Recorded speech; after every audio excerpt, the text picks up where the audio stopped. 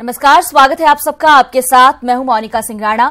सबसे पहले आपको गोरखपुर लिए चलते हैं, जहां पर सैनिक सम्मान करके प्रयास होना चाहिए। समारोह में सीएम योगी बोल रहे हैं कि गोरखपुर के स्कूली बच्चे, कॉलेजेस के बालक बालिकाएं, ये सभी लोग वहां का भ्रमण करें, पंडित राम प्रसाद बिस्मिल के बारे में जानें और पंडित राम प्रसाद बिस्मिल के जीवन चरित्र से प्रेरणा प्राप्त करके वे लोग भी राष्ट्र भक्ति का यह मार्ग अपने जीवन में अपनाएं। और इस बात को लेकर के फिर हमने पर्यटन विभाग से 1,88,00,000 रुपए यहां के लिए स्वीकृत भी किए हैं। सुंदरीकरण की एक व्यापक कार्य योजना हम लोगों ने पंडित राम प्रसाद बिस्मिल की स्मृति को ध्यान में रखते हुए इसके सुंदरीकरण के लिए बनाई है।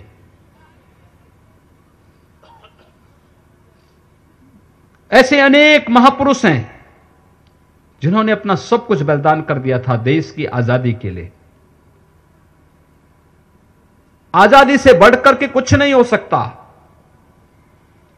ये जो जाति के आधार पर, क्षेत्र और भाषा के आधार पर समाज को बांटने की कुत्सित चेष्टाएं आजादी के बाद लोगों ने सत्ता स्वार्थ के लिए किया है, ये वास्तव में इस देश की आजादी के लिए खतरा पैदा करने की कुत्सित साजिशें हैं।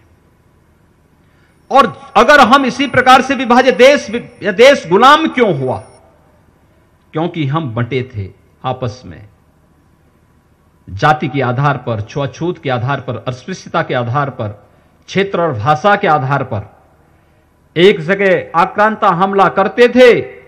हम लोग ये मानते थे कि हमारा क्या है, वो हमारी जाति का नहीं, मेरे क्षेत्र का नहीं, मेरी भाषा का नहीं, और अंततः पूरे देश को उसकी चपेट में आना पड़ा। राष्ट्र केवल एक जमीन का टुकड़ा नहीं है, भारत एक जीता जागता राष्ट्र है। इसकी एक आत्मा है जो हम सबको जाति भेद से, छुआछूत और अस्पृश्यता के भेदभाव से ऊपर उठ करके राष्ट्र भक्ति की एक भावना के प्रति प्रेरित करती है।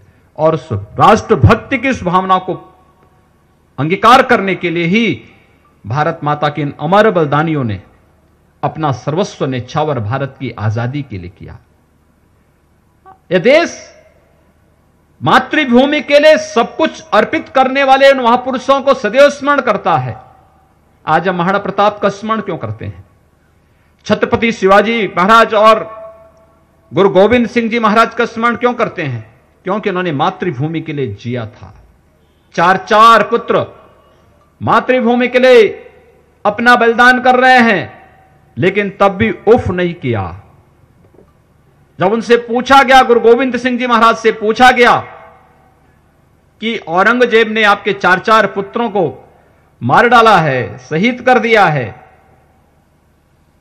आप क्यों इस सरहिंद की इस आजादी के लिए, इस धर्म और संस्कृति के लिए कितना और बलिदान देंगे? उनका एक ही जवाब था, और जवाब था कि 4 मुए तो क्या हुआ, जीवित कहीं 1000।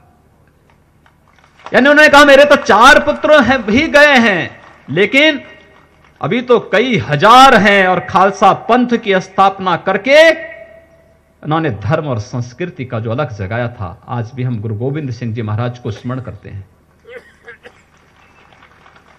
आजादी बिना बलिदान के, बिना त्याग के अछूते नहीं रखी जा सकती है, और ये आजादी हमें बिना त्याग और बलिदान की नहीं मिली है। अनगणित भारत माता के सपूतों ने अपना बलिदान दिया, तब देश को आजादी मिली। और आजादी की इस कीमत को वर्तमान पीढ़ी को समझना होगा, और इसीलिए इस सम्मान को समझते हुए देश के आदरणीय प्रधानमंत्री जी ने पूर्व सैनिकों के सम्मान में अनेक कार्यक्रम प्रारंभ किए।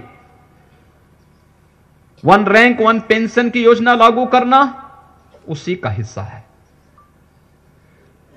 1971 से मांग चल रही थी, 1973 से इस मांग को एक स्वरूप देना प्रारंभ हुआ, लेकिन जब से नरेंद्र मोदी जी देश के प्रधानमंत्री बने, 1 रैंक 1 पेंशन की योजना लागू करने में तब सफलता प्राप्त हो पाई। इसी प्रकार से दिव्यांगता पेंशन की योजना कोई सैनिक दिव्यांग हो जाए, उसे आजीवन एक असाधारण पेंशन की व्यवस्था, यानी पूरे वेतन के बराबर पेंशन की व्यवस्था देने का कार्य यह न केवल सैनिकों के लिए भारत सरकार ने प्रारंभ किया, तो उत्तर प्रदेश के लिए हमने अपने पुलिस के जवानों के लिए भी इस व्यवस्था को लागू किया। पूरे देश को जोड़ने के लिए, चाहे वह सैनिकों के सम्मान का हो, उनके भोजन और उनके वस्त्रों का हो, उन्हें बुलेट प्रूफ जैकेट उपलब्ध कराने का हो, उन्हें अत्याधुनिक सुविधाएं से युक्त करने का हो, यह कार्य आज देश के प्रधानमंत्री जी की प्राथमिकता पे है। और यही कारण है कि दीपावली मनाने के लिए देश के प्रधानमंत्री पाकिस्तान की सीमा पर जाते हैं, सैनिकों का सम्मान करने के लिए। इससे बड़ा सम्मान और क्या हो सकता है। नए नए हथियार खरीदे जा रहे हैं सैनिकों के लिए। ऐसा नहीं कि अगर कोई हम पर युद्ध थोपे तो हम चुपचाप बैठ जाएं या जंग लगे हुए हथियार अपने सैनिकों को दें।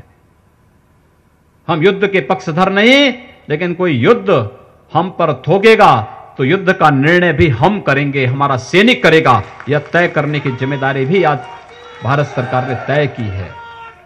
और इसीलिए इस दिशा में आगे बढ़ने, अर्ध सैनिकों का भी सेना की तरह ही सम्मान करने, पुलिस के जवानों को भी उसी प्रकार की सुविधाएं उपलब्ध कराने, और हम अपने हथियारों की आपूर्ति के लिए दुनिया में विदेशों पर ही निर्भर न रहें, बल्कि मेक इन इंडिया के भाव पर, तर्ज पर हम भारत के अंदर भी हथियारों का निर्माण कर सकें और दुश्मनों के दांत खट्टे कर सकें।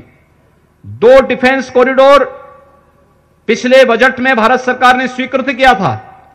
एक डिफेंस कॉरिडोर उत्तर प्रदेश को मिला है। उत्तर प्रदेश में हम उस डिफेंस कॉरिडोर पर कार्य कर रहे हैं। हमारा प्रयास है कि फरवरी प्रथम सप्ताह में हम उसका शिलान्यास आदरणीय प्रधानमंत्री जी के हाथों करवा देंगे। हजारों नौजवानों को नौकरी मिलेगी, लाखों नौजवानों को और उद्यमियों को इसके साथ रोजगार की सुविधाएं प्राप्त होंगी। अनेक अन्य ऐसी योजनाएं, जिन योजनाओं के माध्यम से इस देश के अंदर सैनिकों के प्रति सम्मान का भाव जागृत हो, यह कार्यक्रम भारत की सरकार ने प्रारंभ किया और हम लोगों ने प्रदेश के अंदर इस प्रकार की व्यवस्था की है। हमारी सरकार मार्च 2017 में प्रदेश में आई। हमने सुनिश्चित किया, देश की सुरक्षा करते हुए, देश की रक्षा करते हुए कोई सैनिक शहीद होता है, हमारी आर्मी का हो, पैरामिलिट्री का हो, हमारा पुलिस का जवान हो, हमारा कोई ना कोई मंत्री वहां जरूर पहुंचे सम्मान देने के लिए, हमारे जनप्रतिनिधि वहां जरूर पहुंचे। हम लोगों ने यह भी व्यवस्था की है कि जहां सैनिक शहीद हो जाए, जिस गांव का रहने वाला, उस गांव को हम शहीद गांव घोषित करेंगे। वहां पर हम लोग बुनियादी